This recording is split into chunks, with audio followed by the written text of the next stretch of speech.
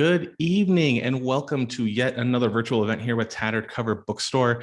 My name is Adam and I'm the director of events, and I want to thank readers like you for still showing up to virtual events, even though maybe you can go in person now, but virtual events are how we kind of still make things run in this world because we just can't get everyone to Denver. Like today's authors are in two different locations, one's in a hotel, so that's amazing that we can make this happen.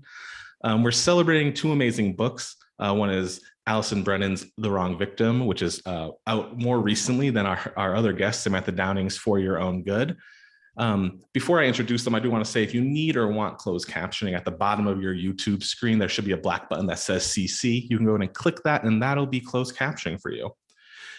If you haven't already purchased Allison or Samantha's books, you can do so at tatteredcover.com. And I also just want to remind you that you can put any and all questions into the YouTube chat and we will get them to today's guests. Allison Brennan, I lost her bio. There we go. Is the New York Times and USA Today best-selling author. She believes life is too short to be bored, so she had 5 children and writes 3 books a year. Reviewers have called her a master of suspense, and RT Book Reviews said her books are mesmerizing and complex. She's been nominated for multiple awards, including the Thriller, RAW's Best Romance Suspense 5 times, and twice won the Daphne du Maurier Award. She currently lives in my old hometown, Phoenix, Arizona, with her family and assorted pets. Samantha Downing, our other guest, is the author of the best-selling thrillers My Lovely Wife and For Your Own Good. She has been nominated for the Edgar, ITW, and Macavity Awards in the US, the CWA Award in the UK, and the Prix de Latrice in France. Robert Downey Jr. and Greg Berlanti have partnered to produce For Your Own Good as a limited series for HBO Max. Please give a virtual round of applause to Allison and Samantha. How are you ladies doing tonight? Great. Thank you so much for having me. Perfect. I'll hop off because no one cares about me. I'll turn it over to you. Congratulations on both your books. I know one is out more recently than the other, but I'll turn it over to you and just remind the audience, please put questions in the YouTube chat and we'll get to them at the end. But Samantha and Allison, congratulations and enjoy your conversation. Thank you so much. Well, I am absolutely thrilled when my publicist, Justine, said, hey, who do you want to chat with over at the Tattered Cover, so you just don't have to talk for an hour all by yourself.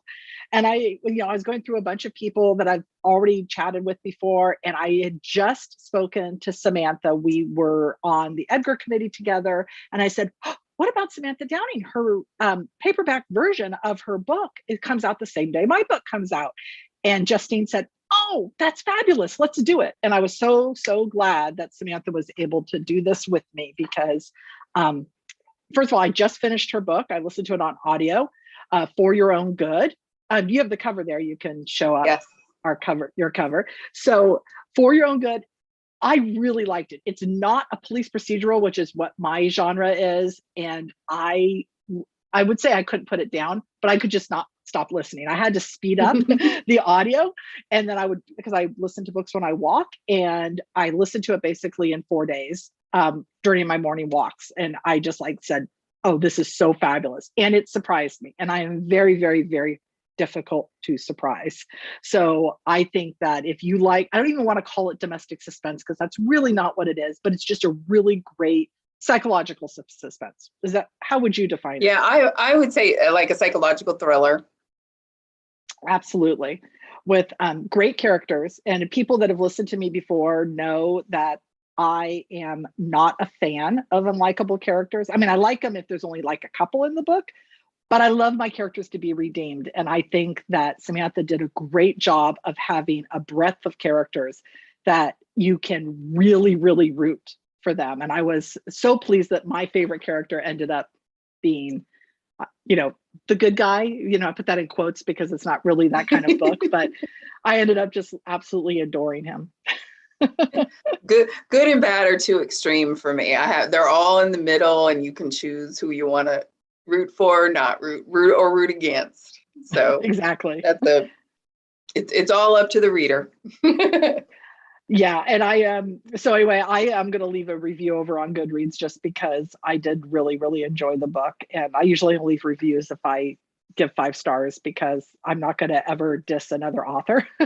So, so that's why when I really love something, I leave a review, and then I really loved it. So thank you. I appreciate that.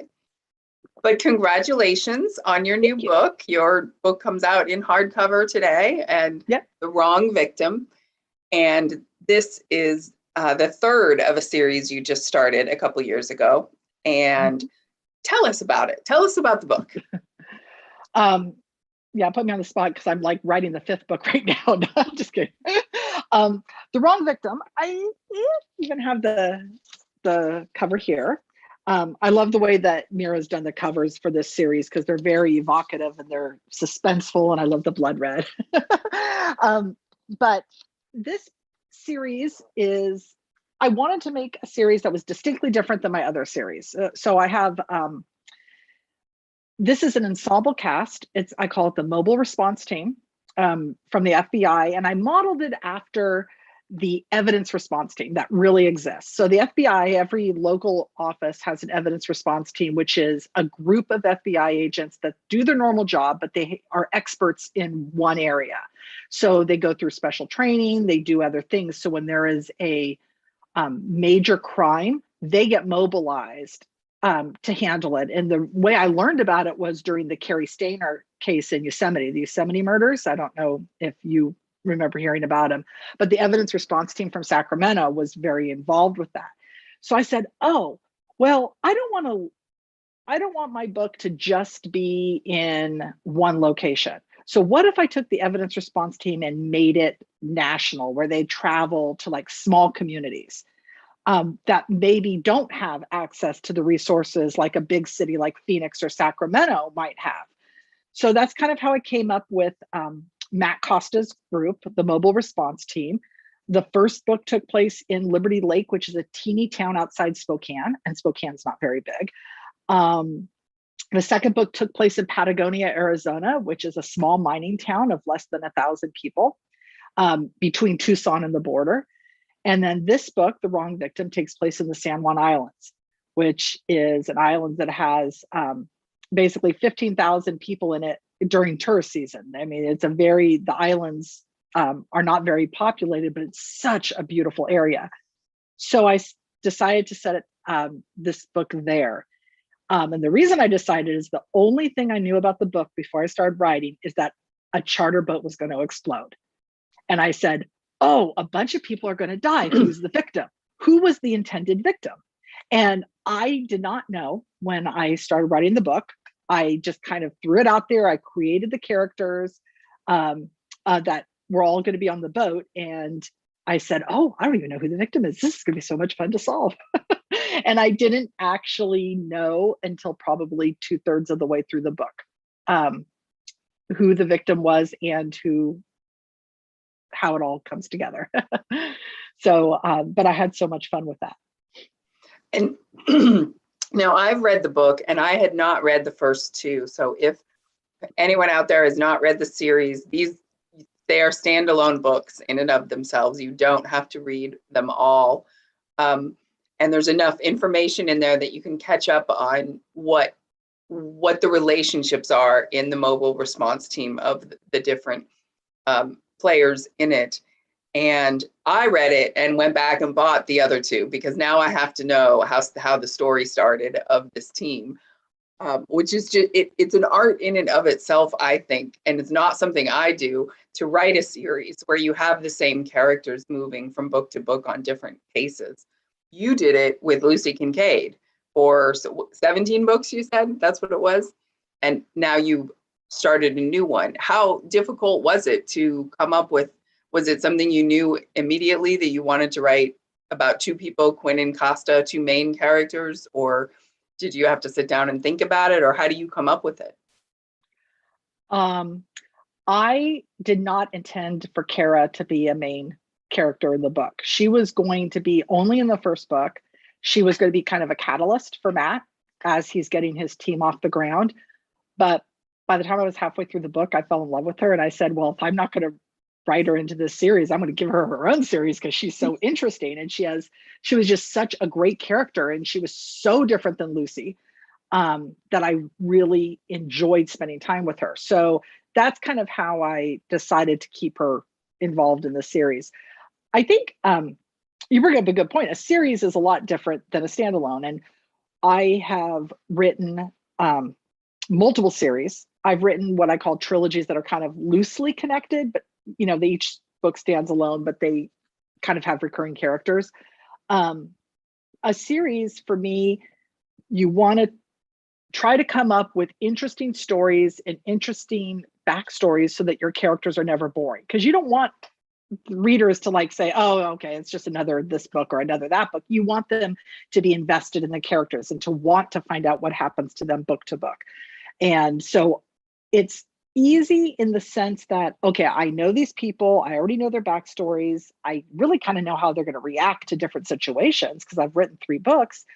But at the same time, it's hard because you have to want to keep every book fresh. So like you can come in on the 3rd book and not feel like you're missing something.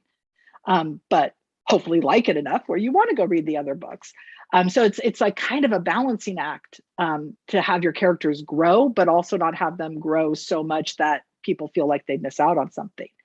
And I'd like you to talk about standalones because you've written 3, right? 3 Yes. books? Yes. And I just, my editor just accepted my first standalone actually over at St. Martin's. It was not easy. It actually took me 2 years to write it because I was writing it in between other books because, I have had deadlines for the other books and this one didn't really have a deadline. It was hard because you have to create a complete world and you have to have a satisfactory ending so that your reader feels like, okay, that was a good book and I don't need to spend any more time with those characters. You want them to love the book, but not feel like the story needs to go on. How do you decide to write a standalone, and why did you not decide to write series? None of the characters in my books, none of the main characters in my books have anything to do with law enforcement. And that kind of, to me, is the definition. When you start saying domestic thriller or domestic suspense, that's how I define it, where none of the characters are law enforcement. They're all just regular non-law enforcement people. And that's how I think of the genre, is that it centers on relationships in the home, whether it be with kids or a married couple or neighbors. And in For Your Own Good, it's at a school. So it deals with the kids and their parents and a teacher and the teachers in general. So for me, I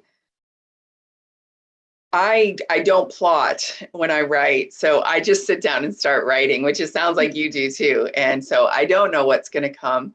And I throw out a lot of things when I get about 20,000 words. And just for everybody's information, my books are approximately 85,000 words. At 20,000 words, I know if I've got enough for a book. One is, does the story still interest me enough to finish it as a book? Is it big enough to fill 85,000 words?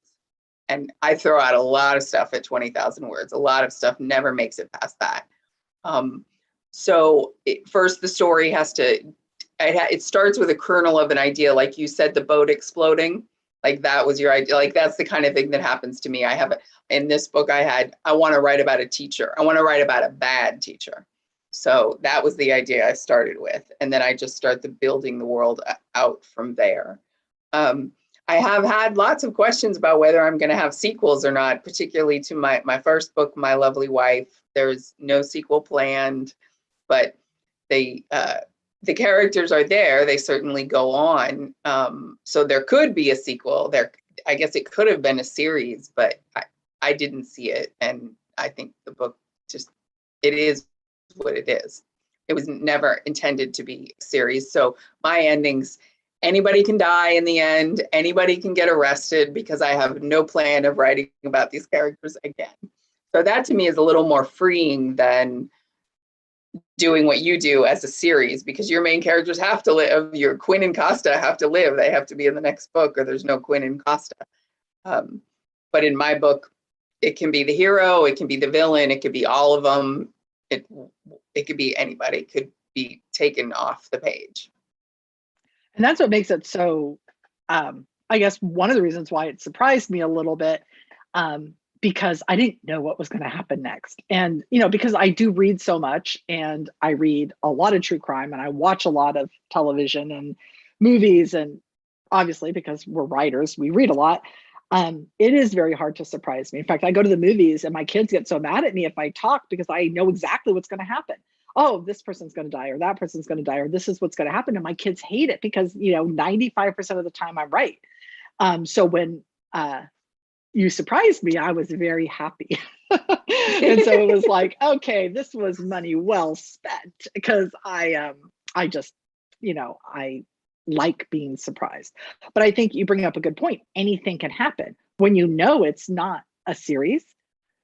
It's sometimes freeing in some ways, but at the same time, it's difficult, because you have to have that completely satisfying story. Even if everybody dies at the end, you still have to have the satisfying story, so that the reader feels like, oh, that was worth my time. That was worth, the 8 hours I sat down reading this late at night, or, whatever. Now, speaking of twists, what are your thoughts on twists? You said you don't plot your stories. So do the twists come naturally? Does it just get sharpened up in revisions? Do you start to get ideas of twists you want to have as you write more, or how does it? I try. Yeah, it's hard. I think it comes organically with the story.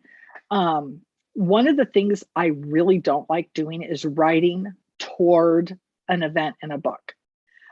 Whenever I see a future event in the book and I start writing towards it, nothing excites me, because I know, oh, this thing is about to happen, in 20,000 words. And all I want to do is to get to this thing. And then the next 20,000 words are completely boring.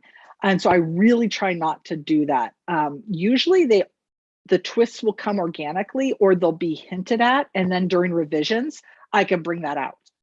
Mm-hmm. And if it's something that isn't working, I can delete it. That's a nice thing about computers, is that you could just delete and cut scenes, and, do that kind of fun stuff.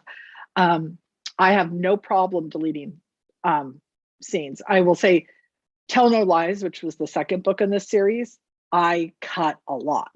The book was too long. It went on too long. I had a little bit too much stuff going on, and I did have to trim it back. And so I kind of pulled out an entire subplot because I had too many going on. And I didn't even do that until after I was done writing. And my books are about 110,000 words, take or leave.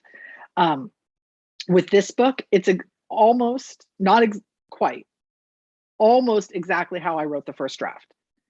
At least every scene is there. I did flesh a few things out, because what I've noticed when I write, especially, and I don't know if this is the same with you, not being a plotter, but sometimes my scenes are a little bit like a shell. They're not quite fleshed out enough. I've written entire scenes of dialogue where I don't tag them. I don't tag I'm just typing so fast as I see the conversation unfolding that I forget to tag the characters, so I have to ground the reader, and I'll go in and layer that in. But I think I only added one scene during revisions, and then everything else, it was just a matter of fleshing it out, like the ending. Maybe I did add two scenes, because I did add a scene in the ending to kind of wrap up everything, so that the readers, wait, what happened to this person over there? Because didn't you do this? So I did add a little bit. But other than that, usually some books are a little easier to write than others. This was one of those things that the story just, oh, now this has to happen. Now this, and as I was writing, I was so excited because I was figuring it out with my characters. That's interesting. I do write scenes that are a little bit skimpy. I do have to go back in and fill them in because when you're not a plotter, I don't even know what the purpose of each scene is until I write it, and then I see what it is. And so it's done so organically, I guess. I'll just start writing, and sometimes I will rewrite it if I feel like my mood has a lot to do with it. If I'm bored writing something, it's going to be boring to read. If I'm excited, right? If I love to write it, if there's a character I love to write, that's going to come through in the writing as well. So there are times when I write a scene and I just think, okay, the information the plot line I'm trying to advance works, but the way I've written it is just not the right angle. I have to do something more creative with this because it's too boring, it's too dry, it's too whatever. There's no spark to the scene. So I have to rewrite it that way. A lot well, I don't know if it's a lot, but I try to want to love each scene and not just use it for something to transmit information. Yeah, and sometimes it's hard, but I think you're right. You nailed it. If you're excited writing it, your readers are going to be excited to read it. And because we're our first reader, we're the creator. And so I completely agree with that. And I also think that sometimes I read Stephen King's On Writing. I don't know if you read that. I read it, yeah. I love that book. So I read the book, but I also listened to the audio version of it because he narrates it and he has this great voice. It's like I used to, when I was driving like to and from the kids to school and stuff, I would listen to him and it was like he was sitting in my car with me. And it was like so cool. Oh, Stephen King's here with me telling me how to write. But he basically said one of the things is he doesn't plot either. And he said, if I don't know what's going to happen next, even though I have, foreknowledge of these events, then my reader is not going to know what's going to happen next. And so that will make it more suspenseful. And I completely agree with that. But, I'm not to diss plotters because I do have friends of mine that are plotters. I remember I was at Thriller Fest one year. I love going to Thriller Fest. And I had a workshop called No Plotters Allowed. And it was basically how to get over writer's block when you don't plot. What are some tricks and things to do? And so I had all this advice, and it was a lot of fun. It was more of like a craft, and because I think a lot of times if writers get writer's block, I don't believe in writer's block per se, but I think it's usually internal. It's not so much what you're doing on the paper. It's usually self-doubt a lot of the times. But anyway, I was going through all my little tricks and stuff on how I get through struggles if I'm having a hard time with a scene. And usually 95% of the time it's because the scene doesn't need to be written, but that's another story. In the room next to me at the exact same time was Andy Gross about plotting. He was teaching a class about plotting. And we went out to dinner that night with a bunch of people. And he said, wait, you really don't plot? And I said, no, I really don't plot. But how can you write if you don't know where you're going? And I said, the same thing I used to do. I would get in the car and just drive and say, hey, I think I'm going to go up to Lake Tahoe, whatever. And just go. Because I used to live in Northern California. And I didn't know exactly where I was going, but who cares? The journey is the fun part. Driving up there or going to a different place or hiking a different mountain. Or when you're like now that I live in Phoenix, there's a lot of great trails. If I didn't go on the trail to the left before, you know what? I think I'm going to try it this time. Maybe it'll be too hard for me. Maybe it won't be pretty, but you know what? I'm going to try it anyway. To me, that's fun. I don't want to plan it all out. So he didn't believe me for the longest time. I totally agree. I plotted once my second book. After My Lovely Wife, my editor said, okay, give me a synopsis of what you're going to write next. I didn't know what a synopsis was. I had to Google it and had never written that way. In all the years I've written, I've never plotted. So I made up a storyline and I wrote a synopsis. I just winged it through the synopsis, not really knowing what I was doing. And she said, and then she made some suggestions. She said, okay, go write this book. And I said, okay. And I wrote it and it was terrible. I telegraphed everything because I knew what was happening. It was the most predictable thriller ever, and it was bad. And so she said, okay, we're not doing that again. Forget the plotting, forget the synopsis. There's something about when I know something is coming, it's almost like I just start writing almost in essay form, like thesis, proof, conclusion. Like I know exactly where I'm going with it, and I don't know, whatever it is. It didn't work for me. The plotting, it didn't make my writing any better. It made it much worse because my best ideas come when I don't know what's happening next, because your mind is open to anything, because I'm not going anywhere. I mean, hopefully I'm going somewhere, but I don't know where that is. So the twists come more organically. And I admit it's a game.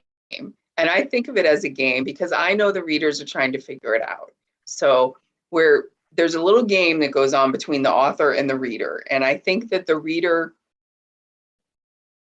when I was a reader, I would definitely want it to be surprised, but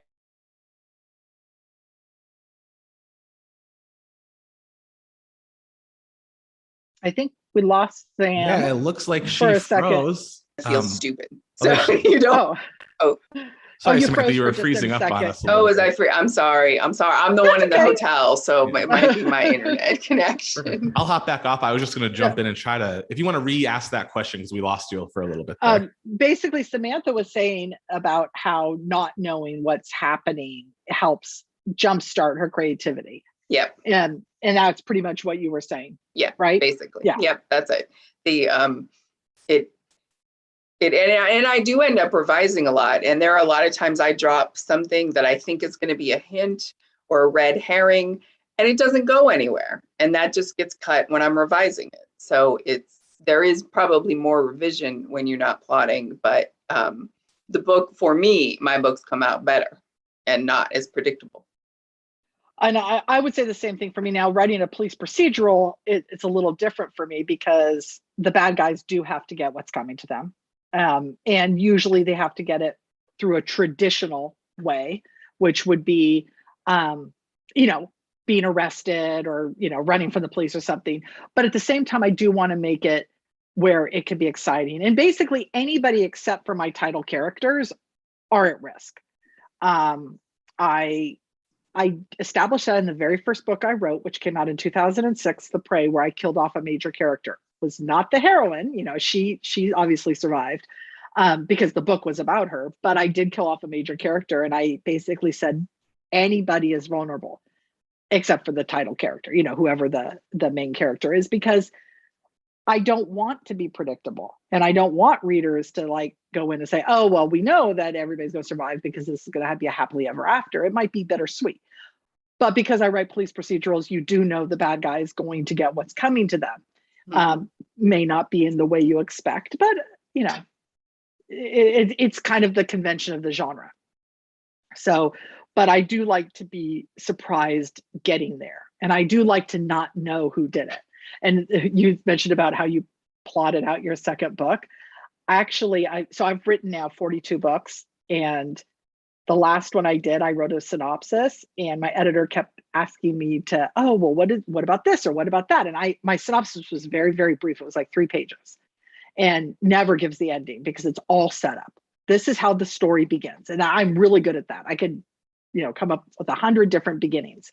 But she kept having questions. So I had to think about it and answer these questions. And then I ended up with a 12-page synopsis, and it was not fun.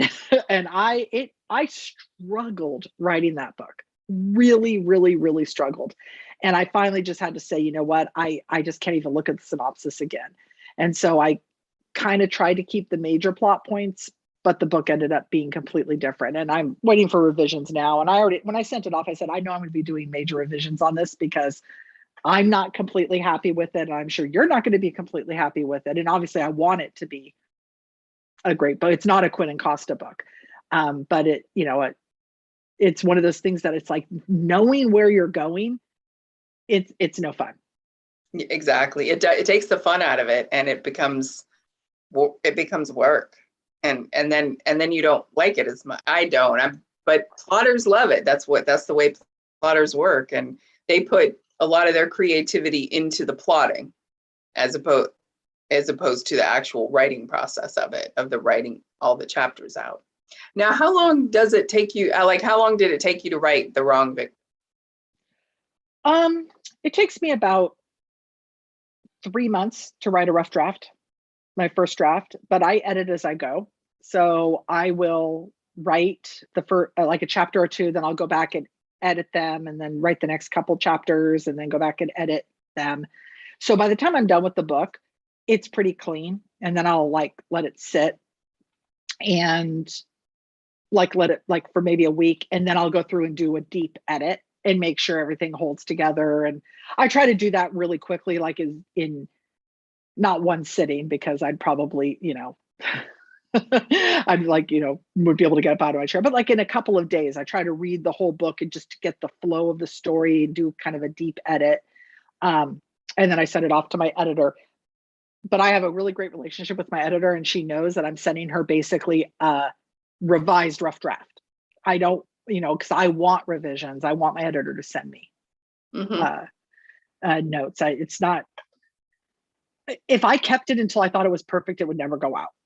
So This is kind of, after 42 books, this is kind of the rhythm that I've developed that really works for me. And then I'll take my editor's notes. Often I'll just like rewrite the entire thing. I mean, the book will be the same, but I'll like touch every single scene to bring out the best parts of that scene and get rid of the bad parts. So when you finish in 3 months, is that when you send it to your editor, or do you keep it and continue revising before you send it? I send it the day it's due. So if I finish it and then I'll like tweak it until it's due. Okay. But I try not to do that too much, because you can edit the life out of a story. I really believe that. Yeah. So usually probably say 4 months. And then by the time when I'm done with that book, I'll send that off and I'll start my next book, because I write 2 to 3 books a year. So I'll send that off. And then when the revisions come, I'll get back to it and then put everything else aside and work on that book for however long it takes me. And revisions will be 2 to 4 weeks, because I want to do a thorough job. Right. Now we write very similar. When I'm writing, I write 1,000 words a day minimum. So in 90 days, I'm done with that. And I revise as I go. But I keep it after that. If I'm 2 months from due date at that point, I will keep it and I will put it down and then reread before I send it out. And I will continue. If I have the time, I will continue revising. Okay, we have questions here though. From Vicky. She says, the wrong victim is so good. It starts with an attention grabber. Where did you get your idea for the characters of Quinn and Costa? They are both so unique. Well, when I came up with the story idea, when I wanted to have the mobile response team, I thought, okay, I'm going to have Matt Costa. He's going to be in charge of the team. And over the first book or 2, he's going to be building the team. So I wanted him to be a strong character, kind of a workaholic, a little arrogant, but, a lot of FBI guys are arrogant. I know a lot of them, and, they can be a little bit arrogant. But also he's very, focused on his job. He really, really cares about his job and what he does. And that's really all he knows. He doesn't loosen up very easily. So that was the team. And when I created Kara Quinn, because she is who she is an undercover detective with the Los Angeles Police Department. When he meets her, she's on leave after a fatal shooting, and she's on administrative leave, and she ends up finding a dead body. So I kind of set up, she is not as rigid as Matt. She plays by her own rules. She is very, very smart, but it's more street smart, where he's educated. He went through the way that you're supposed to go. You go to college, you become, do a job, you become an FBI agent. He went through all of that the way you're supposed to. And she kind of just did it. She went into the police academy right out of high school, became an undercover detective. She loves playing those roles because she's had a very interesting backstory. Her parents were both con artists, and she ended up being raised in part by her grandmother when she was a teenager, because she couldn't stand lying to people. And that's what her parents wanted her to do. She was the cute little kid who they would set up all these cons around. So she finally started thwarting them, and then they sent her off to her grandmother to be raised. She was only going to be in the first book, but I liked her so much, and I realized she was so good for Matt because he was so rigid and so focused on the rules. And that I decided probably at about halfway through the book, 2/3 of the way through that first book, that she was going to stick around, and I was going to try to find a way to bring her into the series, because I thought they would there's opposites in many ways, but they also are very similar in terms of what their goals are towards justice, helping the victims. So that was kind of fun. So that's kind of how I came up with them. And the next question here is, I enjoyed For Your Own Good and really enjoyed the twists and the central idea of the plot.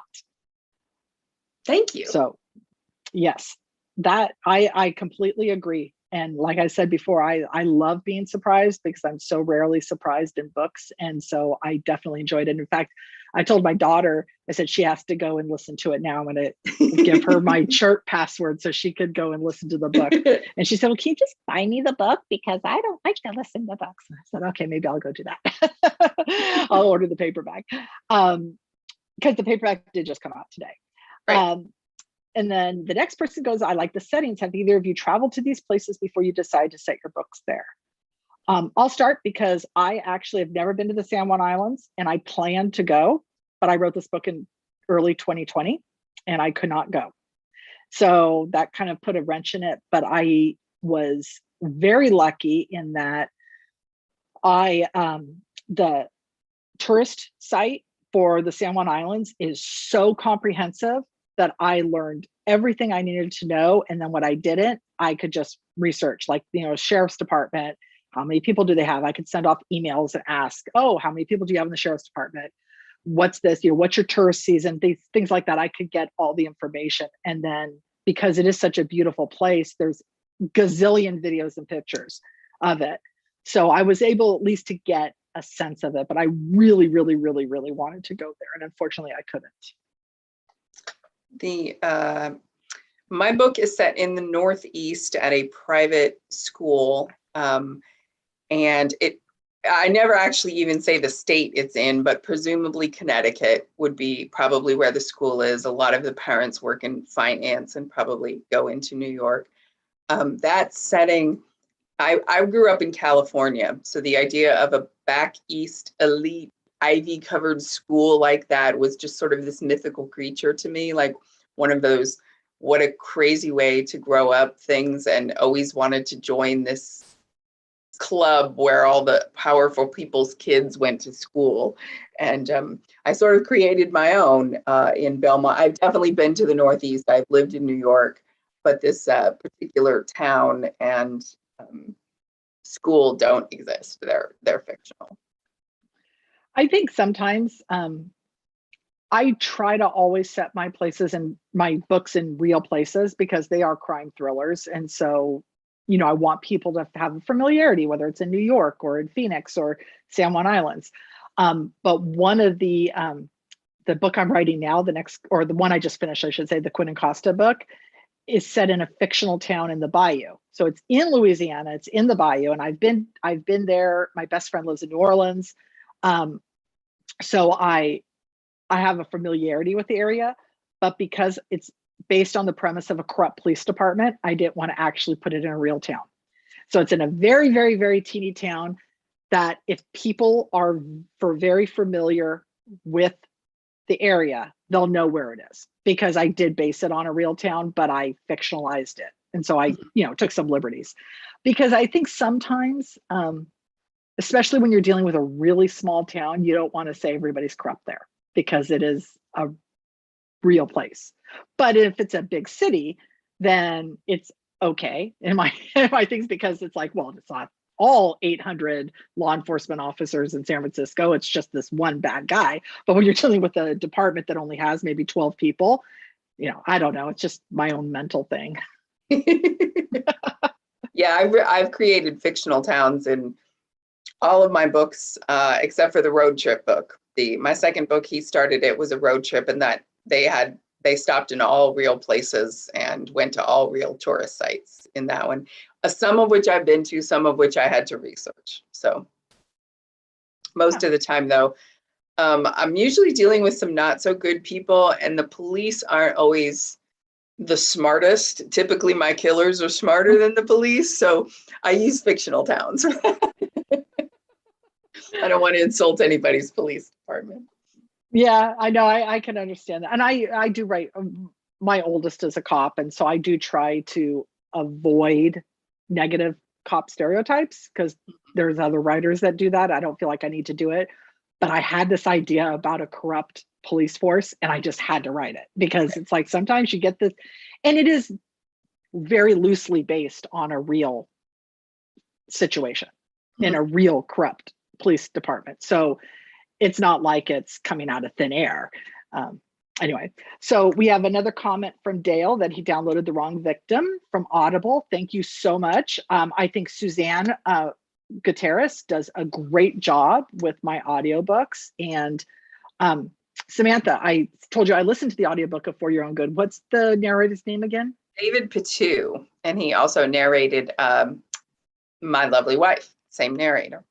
He just did a really great job. I actually sped him up because he has this really creepy voice. I mean, that fit the book so well, but it was actually easy to speed up a little bit, so that, and I didn't lose anything in the trailer. I listened to it for a while on the normal speed and then sped it up, and I didn't lose anything. He was really, really, really good. And I think a good narrator is essential. And I never realized how important it was until I started getting reader feedback, and then I realized that. Another question from Vicky, from both of us. When did you know that you wanted to be an author, and what was the path to that career like for you? Samantha. Okay, so I didn't ever think I could be an author as a career or as a job or a way to make money at all. I started writing probably before I got my first computer, and then wrote more once I got one. Was always a big reader. Writers are always readers. That's what we do. And started trying to write my own stories. And I just continued doing it. And every time I investigated getting published, it just seemed like it was impossible. It was a labyrinth. I didn't study writing. I had no connections. I just thought so I just kept writing as a hobby for 20 years and just did it the way some people go home at night and play the guitar because it's what they love.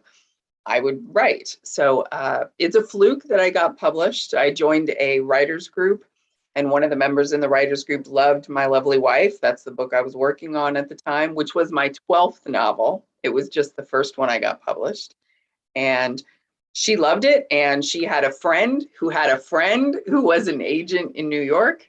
And she took the book and sent it to her friend, and who sent it to the guy in New York.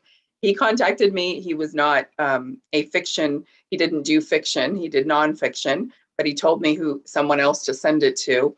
And I did. And she became my agent, and she sold the book in 2 days.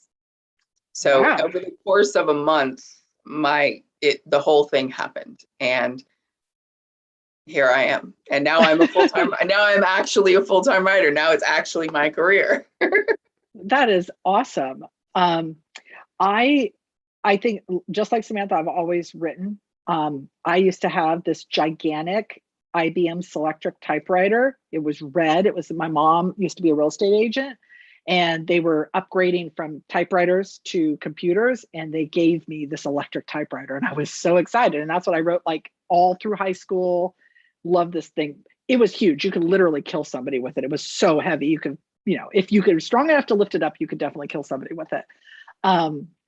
And so, but I had this in the back of my head. I had this idea that writing was a hobby, that, okay, I got to do something else first, and then I can be a writer. And when I was 13, I read The Stand by Stephen King, and I wrote him a fan letter, and he actually responded to me. So this was back in the 1980s. And I said, I want to be a writer when I grow up. I love your books. And he said, if you want to be a writer, write. And that was it. It was a postcard. And I'm like going, okay, I don't get it. Now I get it. If you're a writer, you're writing. And so it took me a while to get it. And then I dropped out of college. I got a job. I got married. I had kids. And, when you do all that and you have a mortgage, and so you're working full time and all this kind of stuff, you forget. I was on the verge of turning 30. I was pregnant with my son, and I had 2 girls already. And I said, I don't know what I'm doing with my life. I'm 30 years old and I have no idea. Why am I not writing? When I was on maternity leave, I read 87 books that my mom had given me. Oh, you got to read this book. Well, I had no time to read because I had little kids. You got to read this book. So I was on maternity leave for 4 months and I was read 87 books. And I said, that was basically about almost a book a day. I'm going to start writing. And it was 2 books. It was a Lisa Gardner book and an Iris Johansson book. And I said, I'm going to write. This is exactly what I want to do. And I don't want to go back to work. I did not want to go back to work. I hated my job. At that point, I hated it. I was working in the California legislature. So every night I wrote after the kids went to bed.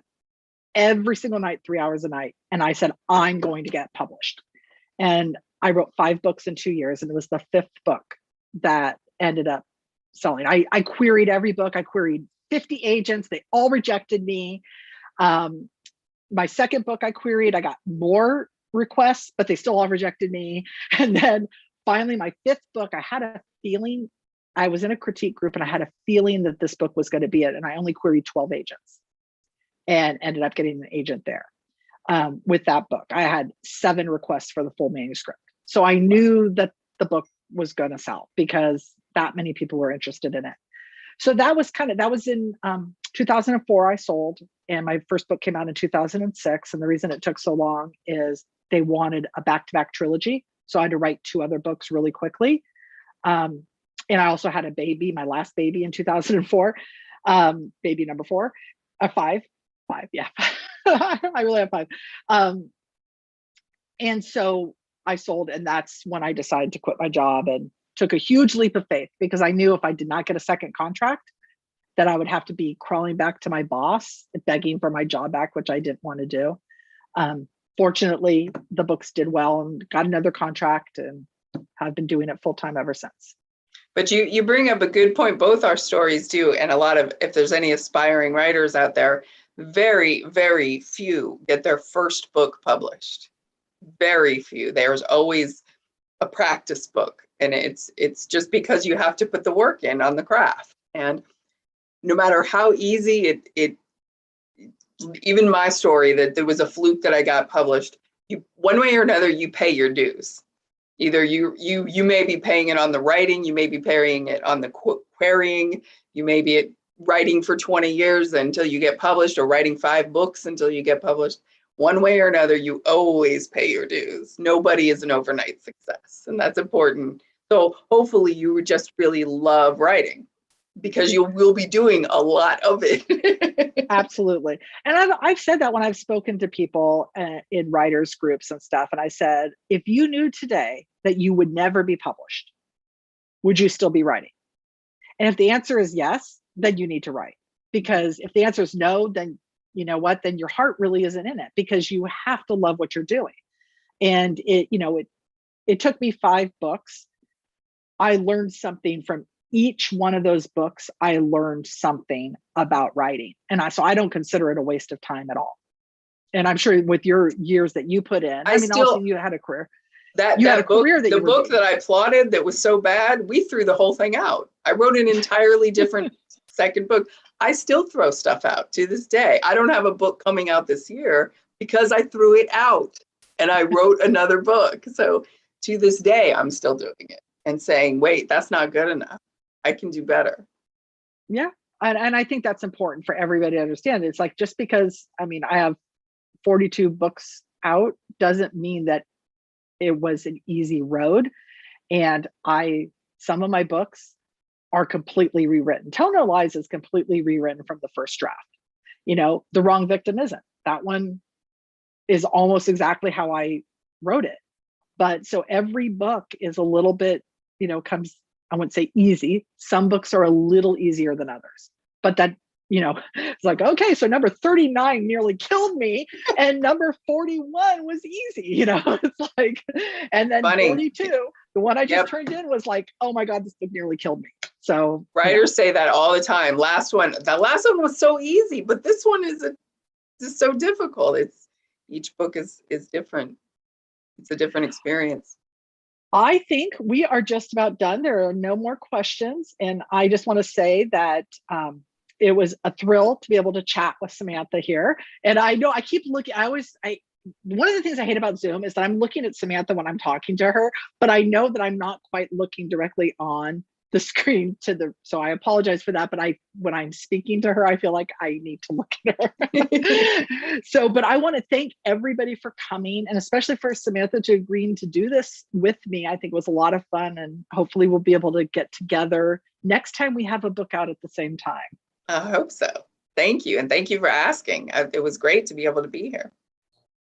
And I just want to jump in and say thank you everyone so much for attending. It's such a great conversation, and thank you both for coming and talking with us tonight. And to all of our viewers, you can purchase the books at tatteredcover.com, and you can also see our event calendar for all the upcoming events that we have. We have some great ones in stores, so don't forget to check that out. And then to Samantha and Allison, where can we find you on social media? Well, let's see. My website, AllisonBrennan.com, which is really easy. At the very top, all of my, Twitter, Facebook, those are really where I'm more active than anything else. But all my little links are up there, so you can just click through and follow however you follow, as well as a contact form. If you just have a question and you just want to send it, it comes directly to me. I'm the only one that answers, so just give me a couple days sometimes when it gets busy, but I will always answer all my own email. My website is samanthadowning.com, and I also have my social media links. I'm most active on Instagram, but I'm also on Facebook and Twitter and Goodreads. All the links are there, samanthadowning.com. Perfect. All right. Well, thank you both so much. And to all of our viewers, have a great night. Thanks for tuning in. Thank you. Thank you.